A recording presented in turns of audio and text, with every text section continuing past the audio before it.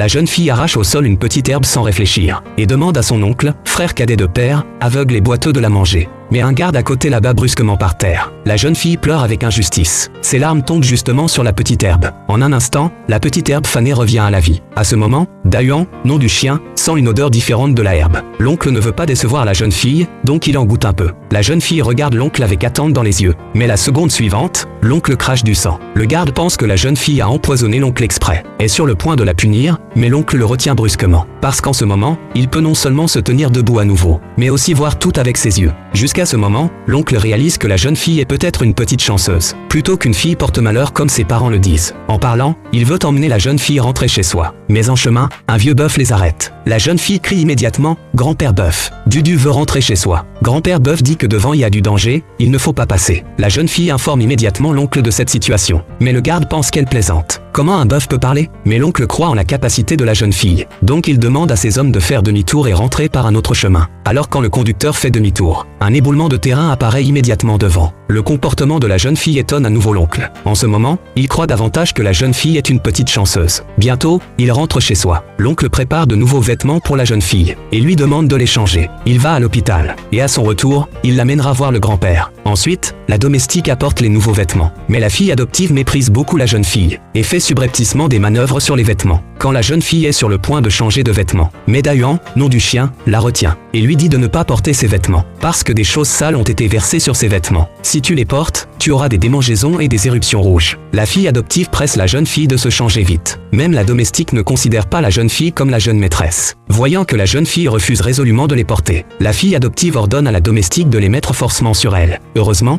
Dayuan jette les vêtements sur la fille adoptive. La fille adoptive se tourne vers ses parents pour se plaindre, aimant que la jeune fille l'a touchée et qu'elle a eu des éruptions rouges sur le corps. Le grand frère déclare avec colère qu'il ne reconnaît pas cette sœur. Le deuxième frère méprise également la jeune fille. Le père réprimande vivement la jeune fille sur le champ. Le grand frère se plaint encore plus de la jeune fille. Quand sa mère l'a donnée naissance, elle a eu une hémorragie grave et a failli mourir. Depuis sa naissance, les affaires du père n'ont fait que chuter. Maintenant qu'elle est rentrée, elle harcèle sa sœur. Elle est vraiment une porte-malheur. La jeune fille explique rapidement qu'elle pense beaucoup à ses parents. En parlant, elle sort le portrait de famille qu'elle a dessiné. La fille adoptive voit qu'elle n'est pas sur le portrait et pleure en disant « Si maintenant que Len est rentrée, on ne veut plus d'elle ». À ces paroles, le deuxième frère arrache brusquement le portrait des mains de la jeune fille et le déchire en lambeaux devant elle. La jeune fille ramasse tristement les morceaux par terre. Le père dit encore qu'il n'a que cette sœur comme fille. Si le grand-père ne lui avait pas demandé de rentrer, elle n'aurait jamais pu entrer dans cette maison. Entendant cela, l'oncle dit « Si vous ne voulez pas cette fille, je la prends ». Le grand frère est étonné de découvrir que les yeux et les jambes de son frère sont complètement rétablis. L'oncle ne le prend pas en compte, mais console la jeune fille. Ensuite, il se moque de la famille du grand frère pour ne pas distinguer proche et éloigné, d'avoir le cœur de abandonner sa propre fille pour une adoptive. Mais le grand frère avertit son frère que les affaires de sa famille ne le concernent pas. Cela irrite complètement l'oncle, qui demande au grand frère de bien éduquer sa fille adoptive. Si elle ne comprend pas l'ordre aîné cadet et harcèle encore Len, il expulsera leur fille adoptive de la famille Xiao. À peine ces paroles prononcées, un subordonné rapporte en hâte que le vieux maître ne va pas bien. Ensuite, ils vont immédiatement à la chambre de malade. Mais le grand frère ne se soucie pas du tout du sort du vieux maître et accuse la jeune fille d'avoir fait mourir le vieux maître par son arrivée. La jeune fille regarde l'oncle triste et le console en disant que le grand-père dort seulement et qu'elle a un moyen de le réveiller. Le grand frère tente encore de l'empêcher, mais est arrêté par l'oncle. On voit que les cheveux de la jeune fille brillent intensément et elle chatouille légèrement les narines du grand-père. Bientôt, le grand-père se réveille et même tous ses mots disparaissent complètement. Il se sent plein d'énergie en un instant. Le grand-père sait que c'est sa petite fille qui l'a sauvée et pense que la famille Xiao lui doit beaucoup ces années. Pour la compenser, le grand-père demande à la jeune fille quels sont ses désirs. La mère dit rapidement que la fille adoptive ne doit pas être oubliée, mais le grand-père refuse directement, disant que la fille adoptive a été bien élevée et n'a manque de rien. Mais à ce moment, le grand frère essaie encore de lutter pour la fille adoptive, disant que la famille envoie 50 000 yuan de frais de subsistance à la jeune fille chaque mois, maintenant qu'elle porte des vêtements déchirés. C'est pour gagner la sympathie. Le deuxième frère appuie également en disant de ne pas être trompé par la jeune fille, qu'elle veut exprès lutter pour la faveur avec la fille adoptive. Après avoir entendu, le majordome dit immédiatement la vérité, qu'on n'a jamais envoyé un centime à la jeune fille ces années. Entendant cela, le grand-père est en colère furieuse et retire immédiatement le poste de directeur intérimaire de la famille Xiao à Len. Effrayé, Len s'excuse rapidement et dit être prêt à rappeler la jeune fille et à la compenser bien. La mère réalise également la gravité de la situation et demande à la jeune fille de venir dans ses bras. Mais voyant cette famille sans chaleur, la jeune fille refuse immédiatement. Elle se tourne et demande à l'oncle s'il peut être son père. Mais à ce moment, la femme devient anxieuse et en colère. se moquant de l'oncle qui a été aveugle et boiteux ces années. Comment il peut élever la jeune fille? Entendant cela, le grand-père donne immédiatement la filiale à le second frère pour qu'il la gère. Bien que Len soit impatient, il ne peut rien faire. Il compte faire du mal à la jeune fille lors de la vente aux enchères de demain, sans savoir que la jeune fille a la capacité de voir la vérité de tout. Le lendemain, toute la famille va au lieu de la vente aux enchères. Et le premier article à enchérir est une couronne en rubis rouge. Le prix de départ est de 1 million yuan. La jeune fille jette un œil à l'objet précieux et voit qu'il dégage une aura noire. Elle est sur le point de dire à l'oncle de ne pas enchérir, mais l'oncle a déjà augmenté le prix à 1 500 000 yuan.